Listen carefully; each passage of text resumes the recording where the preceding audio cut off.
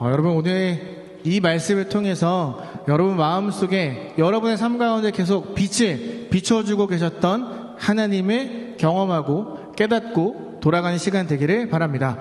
여러분 지난주 위클리 미션 해봤어요?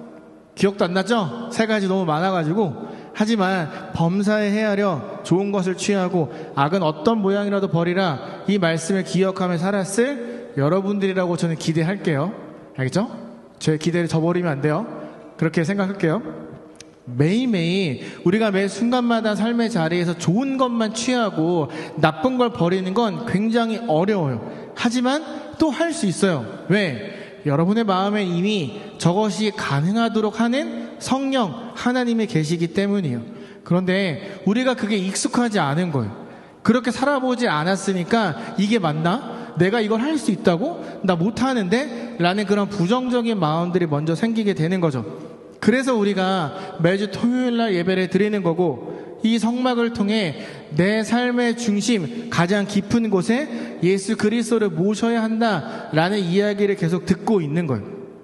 여러분들이 머리로 아는 것만큼 마음으로도 예수 그리스도를 알게 된다면 좋은 게 무엇인지 악한 게 무엇인지를 잘 구분하고 선택할 수 있게 될 거예요.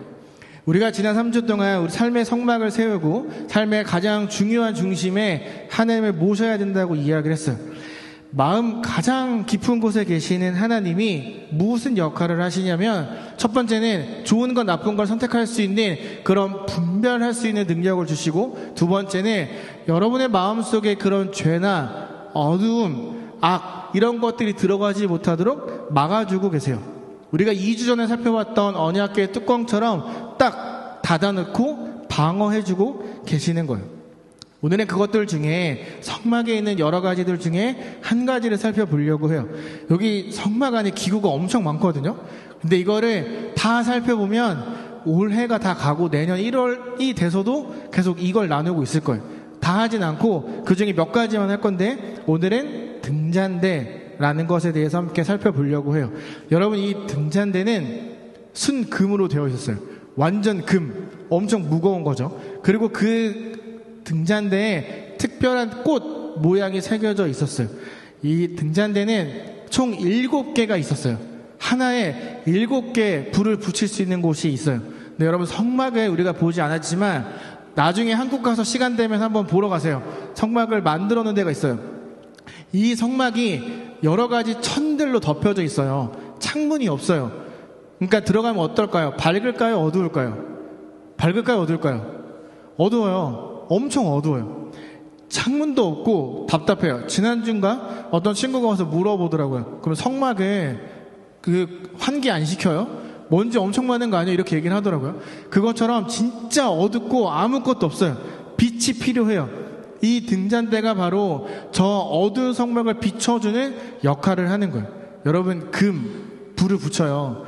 그러면 그 불만 반짝이는 게 아니라 저 금도 같이 반사가 돼서 엄청 많이 밝아지게 되는 거예요. 저 빛이 성막에 탁 펼쳐지게 되는 거죠. 저 빛을 뭐라고 이야기하냐면 메노라라고 이야기를 해요.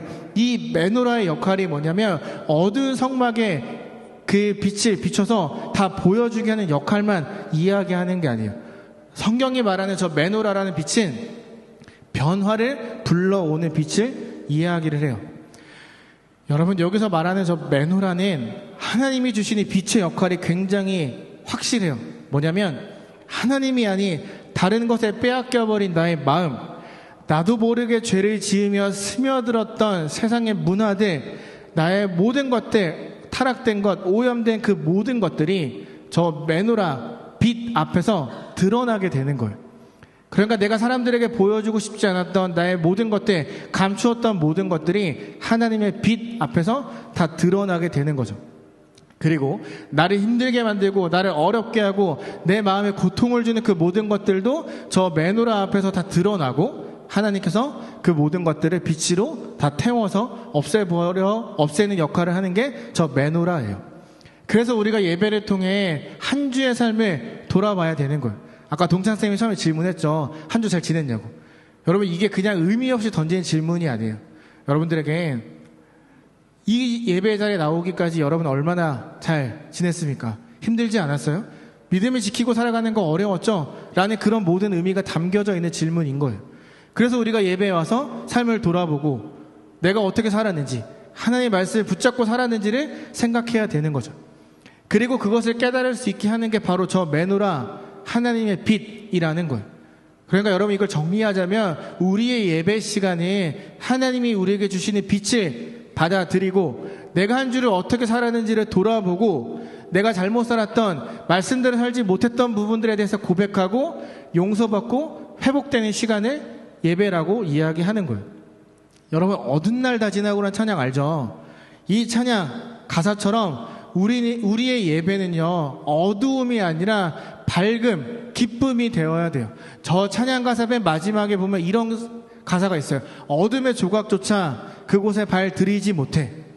여러분, 하나님의 빛이 우리에게 비추면, 내가 하나님 앞에 나아가기만 하면 어둠의 그 어떤 조각도 내 삶에 발을 들이지 못한다라고 이야기를 하는 거예요.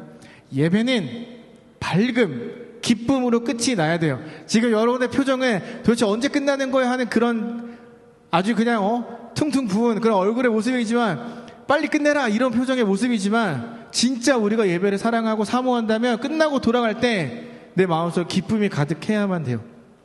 여러분, 예배가 하나님과 나와의 사이를 증거하는 시간, 하나님과 나의 이야기를 써내려가는 시간이라고 했죠. 그 내용이, 주된 내용이 뭐가 돼야 되냐면 저거예요. 메노라 하나님의 빛이 나와 함께하기 때문에 어둠의 조각이 내 삶에 발을 붙이지 못합니다 라는 그 고백, 그 이야기가 이 자리에서 쓰여져야 한다는 거예요. 여러분, 하나님이 세상을 만들 때 뭘 먼저 만드셨죠? 뭘 먼저 만드셨죠? 빛을 먼저 만드셨어요. 여러분, 빛이 딱 생기니까 어떤 일이 일어난 줄 아세요? 빛이 딱 생기니까 질서가 생기기 시작했어요. 빛이 딱 생기니까 그냥 더럽고 혼돈하고 막 아무것도 없는 그 무질서한 세계 속에서 질서라는 게 드러나기 시작했어요. 하나님의 천지창조는 이 세상에 질서를 만들고 준 거와 마찬가지. 빛이 생기고 질서가 생겼어요. 우리에게 하나님, 예수님의 빛이 필요한 이유가 여기에 있어요. 빛이 있어야 내 삶에 질서가 생기는 거예요. 빛이 있어야 내가 어떻게 살아가야 할지 하나하나 계획하고 삶을 살아갈 수 있게 되는 거예요. 제가 다녔던 인도학교의 기숙사는 2인 1실이었어요. 함께 살던 그 룸메이트가 굉장히 젠틀했거든요. 의대생 친구였어요. 진짜 성격도 좋고 배려심도 많고 너무너무 깨끗한 친구였어요.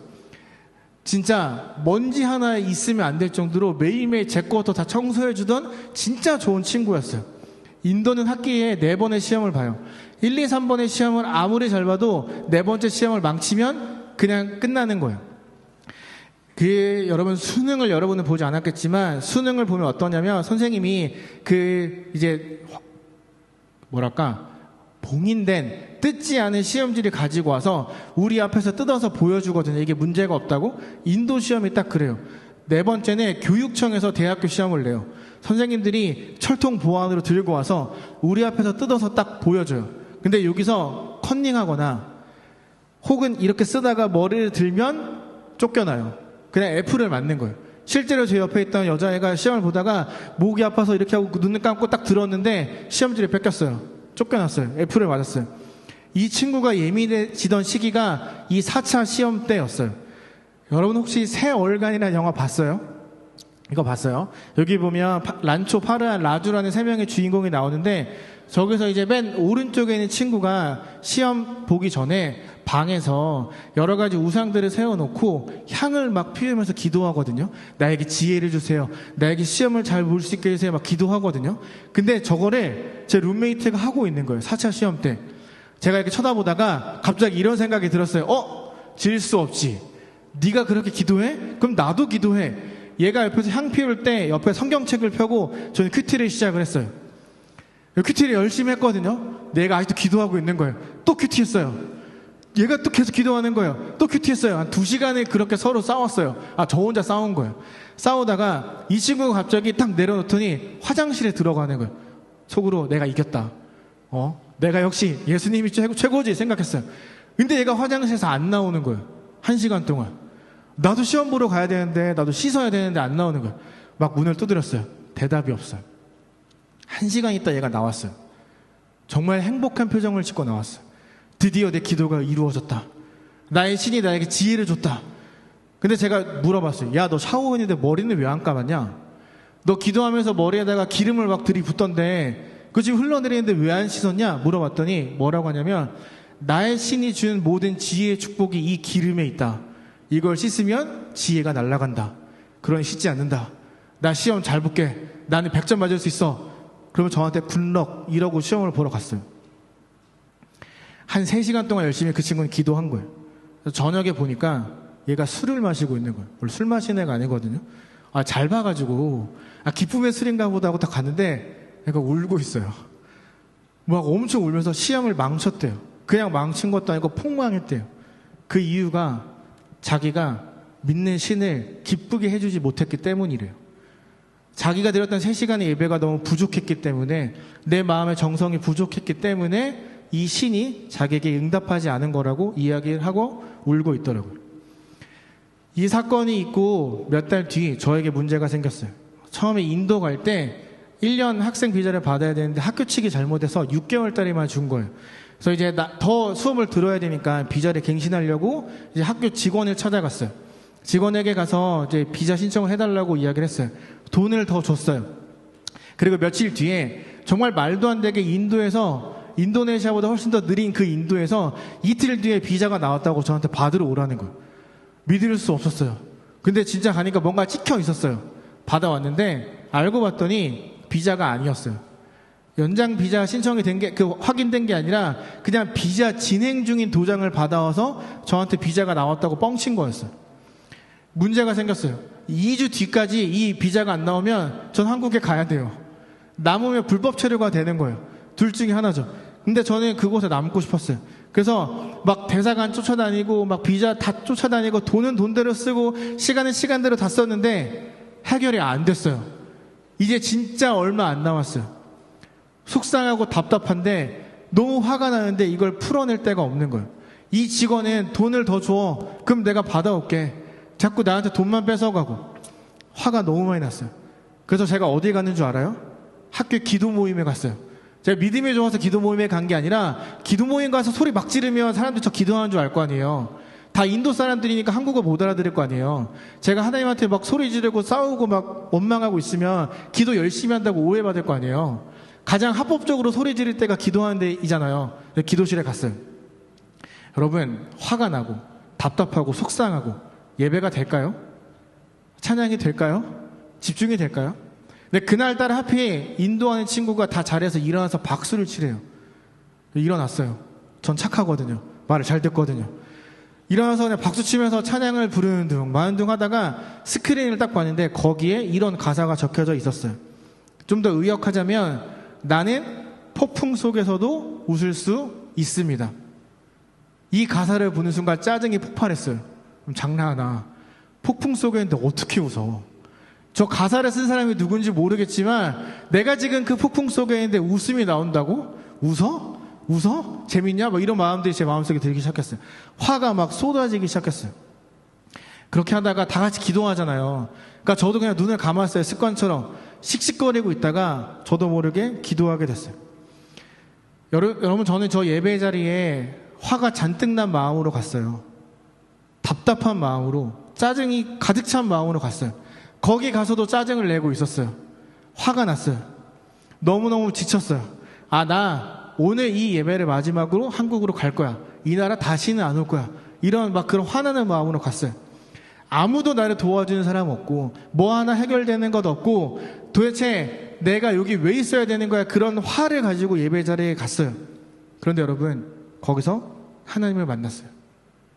그 기도하다가 문득 이런 생각이 들었어요. 어떻게 해야 폭풍 속에서 웃을 수 있는 거지?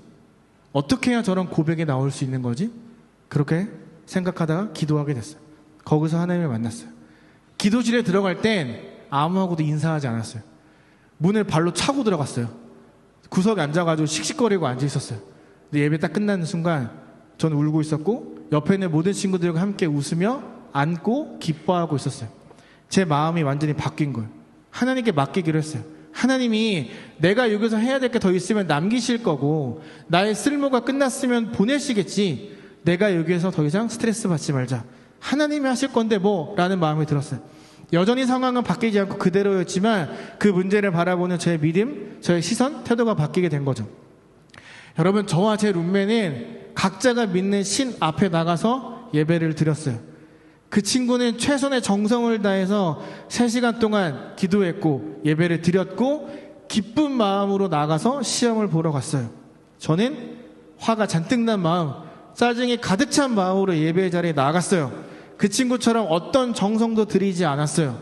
자신의 정성으로 신을 찾았던 그 친구는 실패를 경험하고 어두움을 갖고 삶의 자리로 돌아왔어요. 저는 가만히 그냥 그 자리에 있었을 뿐인데, 하나님 앞에 나가서 그냥 그 자리에 있었을 뿐인데, 끝나고 난 제 마음엔 어두움은 사라지고 기쁨과 즐거움만 남게 되었어요. 여러분, 우리 예배 자리가 이래야 돼요. 여러분들이 교회에 올 때 어떤 마음을 가지고 나왔는지 잘 몰라요. 힘든 마음, 고민되는 마음, 또 와야 돼? 더 자고 싶은데? 여러 가지 막 복잡한 마음들로 이 자리에 왔을 거예요. 근데 여러분, 여기에 와서 찬양하고 예배 드리고 집에 돌아갈 때는 그 모든 마음들이 사라져야 돼요. 어디 가서 예배를 드리든지 간에 여러분의 마음 속에 예배가 끝났을 때 여전히 어두움이 남아있어서는 안 돼요. 기쁨, 즐거움들이 남아있어야 돼요. 그리고 그것을 간절히 바라는 마음으로 이 자리에 있어야 돼요. 그래야 여러분을 향해 비추고 있었던 그 빛을 깨닫게 되고 하나님이 내 삶을 인도해 주고 계신다는 걸 머리가 아닌 마음으로 믿을 수 있게 되거든요. 여러분, 이 메노라 등잔대에는 특별한 꽃 모양이 새겨져 있어요. 우리가 아까 읽었던 성경에 살구꽃이라고 되어 있는데 정확하게 따지면 아몬드 꽃이에요. 이게 우리나라로 번역될 때 우리나라에 아몬드 꽃이 없어서 그나마 비슷한 살구꽃으로 번역이 된 건데, 아몬드 꽃이라고 우리가 인식해야 저 등잔대의 의미가 더 선명해지고 역할이 분명해져요. 여러분, 아몬드 하면 뭐가 생각나요? 아몬드 뭐가 생각나요? 고소한 거, 뭐 견과류, 딱딱한 거, 이런 생각이 나겠죠. 이스라엘 사람들에게 있어서 아몬드는 그런 뜻이 아니에요. 이 아몬드는 경계하다, 잠을 자지 않다, 24시간 동안 방심하지 않는다, 너를 지키고 있다, 너를 보호한다, 그 누구도 너를 괴롭히지 못하도록 내가 너를 지켜주겠다 라는 뜻을 가진 히브리어 단어랑 똑같아요. 그러니까 사람들이 등잔대에 불이 탁 켜져서 성막안이 확 밝아지기 시작하면 그걸 생각하는 거예요. 오늘도 하나님이 나와 함께 하시는구나. 내가 이 자리에 나와오니까 하나님이 나와 함께 하시는 걸 내가 또 알게 되었구나. 하나님이 나의 모든 순간순간 함께하고 계시는구나. 이 광야, 아무것도 없고 모래밖에 없는 이 속에서 나를 24시간 동안 지켜주고 계시는 분이 여기에 계시는구나. 그거를 확신하게 된 거예요. 여러분, 겐지스강 혹시 알아요? 인도에 있는 겐지스강 가봤어요? 저는 신앙을 가진 사람들은 한 번씩 꼭 가봐야 된다고 생각해요. 거기 가서 충격을 받았어요. 5,000년 동안, 그들의 말로 5,000년 동안 불이 꺼지지 않는 장소가 한 군데 있어요. 저 불을 꺼지지 않도록 하기 위해 저것만 관리하는 집안이 있을 정도예요. 비가 오고 태풍이 불어도 지진이 나도 저 불은 꺼지면 안 돼요. 왜냐? 저 불은 인도 사람들에게 빛의 역할을 하기 때문이에요. 그 불은 화장터의 불이에요. 죽은 사람을 태우는 불을 이야기해요. 근데 여러분, 저 불보다 더 충격적인 게 있어요. 뭔지 아세요? 저기 가면 화장터 옆에 나이 많은 할아버지 할머니들이 쭉 앉아 있어요. 죽을 날을 기다리는 거예요. 죽어서 저기서 태워져야 되니까 내가 죽거나 몸이 아프기 시작하면 저기에 가서 앉아서 내가 죽을 날을 기다리고 있어요. 돈을 끌어 모아서 화장터에서 태워지기 위해 저기서 앉아 있어요. 돈이 조금이라도 있으면 뭐 침대가 있는 그런 숙소에 가기라도 하는데 대부분 다 돈이 없으니까 딱 나를 태울 만큼의 돈만 들고 저기에 앉아서 그냥 하루 종일 있어요. 여러분, 왜 사람들이 저기서 태워지기를 바라는지 아세요? 왜 저기서 사람들이 태워지길 바라는 줄 아세요? 그들에게서 저게 유일한 빛이기 때문이에요.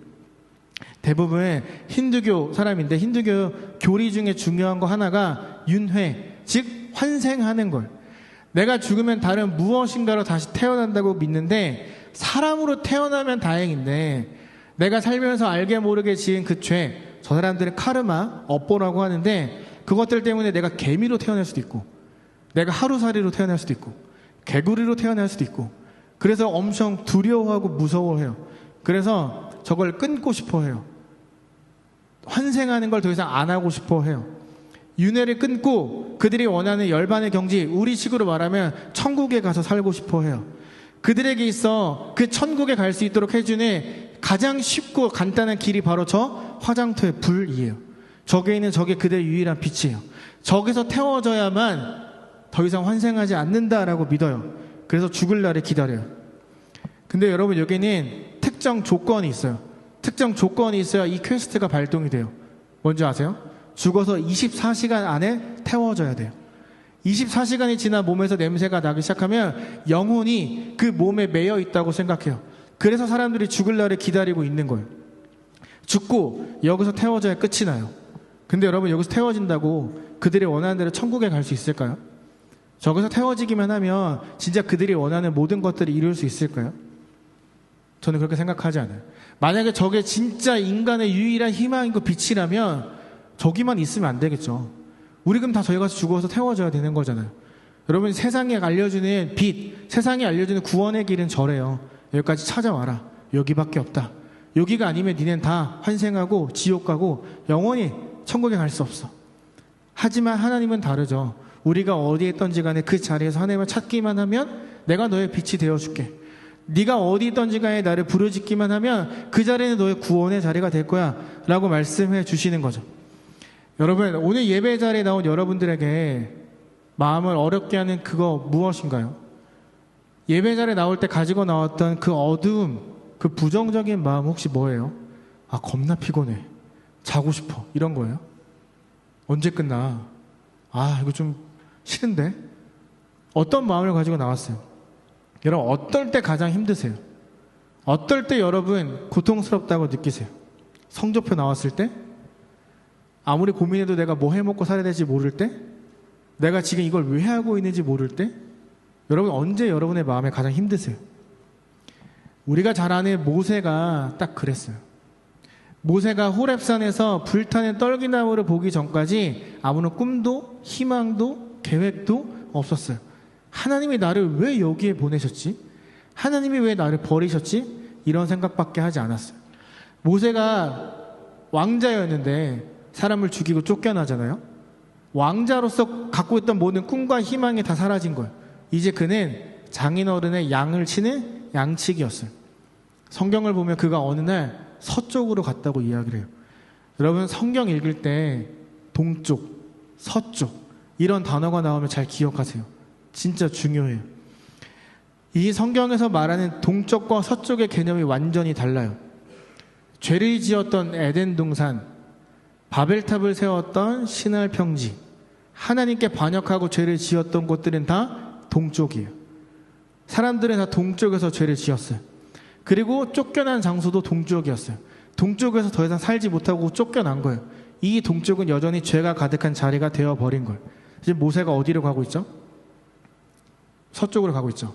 죄를 지었던 자리에서 일어서서 죄를 뒤로 하고 이제 반대쪽 방향으로 걸어가고 있는 거예요. 죄의 자리에서 일어나서 서쪽 반대로 걸어가고 있는 거예요. 그리고 바로 그곳에서 하나님을 만나요. 불타는 떨기나무를 보며 하나님의 빛을 발견해요. 이 죄의 자리에 떠나지 못하고 있던 그가 일어나서 길을 떠나갔더니 그 자리에서 하나님을 만나게 된 거예요. 불타는 떨기나무, 하나님의 임재, 그 빛을 경험한 모세가 바뀌기 시작해요. 꿈을 갖게 되는 거예요. 아무런 목표 없이 양만치던 그가 이제 내가 가서 이스라엘을 구원해내야 된다라는 꿈과 희망을 가지게 된 거예요. 그 언약궤 뚜껑처럼 저 서쪽으로 가서 자비의 자리를 그가 먼저 경험한 거죠. 여러분, 이게 바로 메노라, 하나님의 빛의 역사, 하나님의 일하심이에요. 우리가 어디든지 간에 그 자리에서 하나님께 나아가기만 하면, 나아오기만 하면, 하나님을 부르짖기만 하면 만날 수 있는 거예요. 광야에서 24시간 동안 꺼지지 않는 불로 철통같이 지켜주셨던 그 하나님, 모든 순간 나의 삶에 빛이 되어주셨던 하나님을 기억하게 하는 것, 그게 바로 저 메노라, 하나님의 빛, 일하심이라는 거예요. 여러분들이 동의하건 동의하지 않건 저 빛이 계속 여러분을 쏘고 있기 때문에 여러분의 삶이 계속 바뀌고 있고 여러분의 생각에 조금씩 변화가 일어나고 있는 거예요. 여러분, 아브라함에겐 2명의 아들이 있었어요.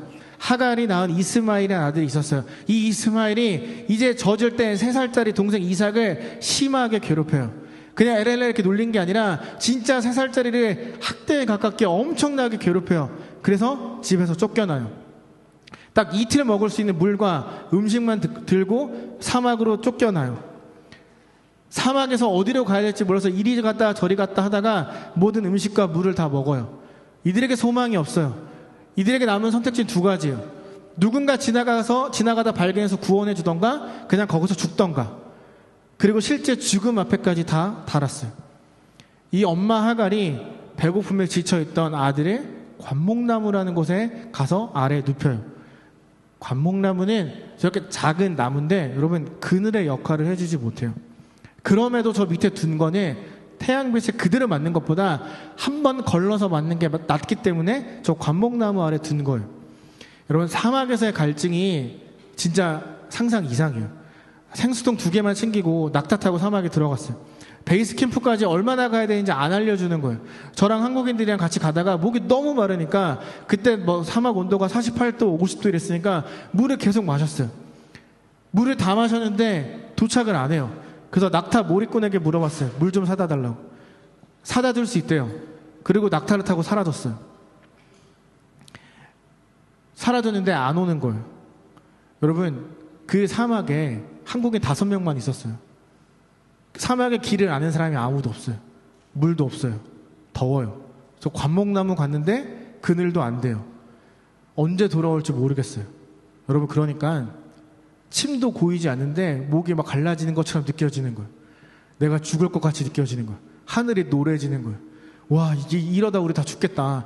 사막에서 죽으면 우리 시신도 못 찾을 텐데 이거 엄마 아빠한테 어떻게 이야기하냐 막 이런 이야기를 하면서 우리 진짜 죽는 거 아니야? 이런 이야기를 했어요. 5시간 같았던 40분의 시간이 지나고 물을 들고 그 사람이 왔어요. 근데 여러분 왔잖아요 저는. 근데 하갈이랑 이스마엘은 더 심해요. 아무도 도와주지 않아요. 하갈이 엄마가 아들을 저 나무 아래 눕히고 한반 딱 보여지는 이 자리, 그러니까 저 문에 아들을 눕히고 하갈이 여기에 앉아서 죽는 아들을 바라보고 있다가 울기 시작해요. 근데 여러분 사막에서 운다고 누가 들어주겠어요? 그 둘밖에 없잖아요. 그때 하갈과 이스마엘에게 저 메노라 하나님의 빛의 역사가 시작이 돼요. 하갈이 엄청 울었어요. 하나님이 하갈을 부르세요. 하갈아, 내가 그 소년의 소리를 들었다. 성경을 보면 이스마엘이 기도했다, 하나님을 찾았다, 이런 기록이 없어요. 이스마엘이 아니라 하갈이 울면서 하나님께 기도했어요. 그런데 하나님이 뭐라고 말씀하세요? 내가 그 소년의 소리를 들었다. 그러니까 관목나무 아래에서 죽어가고 있던 그 이스마엘, 소년이 했던 성경의 기록조차 남지 않은 그 소리를 하나님이 들으셨다는 거예요.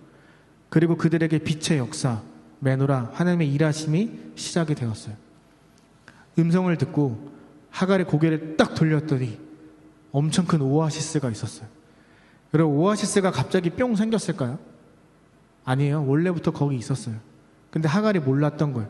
자기의 어두움, 자기의 슬픔, 거기에 빠지니까 다른 것들이 보이지 않았던 거예요. 하나님을 만나고 하나님의 일하심을 경험하고 마음속에 어두움이 아니라 기쁨으로 바뀌고 나니까 시야가 넓어져서 원래부터 옆에 있었던 오아시스를 바라보게 된 거죠. 메노라, 빛의 역사를 경험하고 그들은 살아갈 목표와 새 힘을 갖게 되었어요. 근데 여러분 하갈이랑 이스마엘은 우리가 본받을 만한, 우리가 존경할 만한 믿음의 사람들이 절대 아니에요.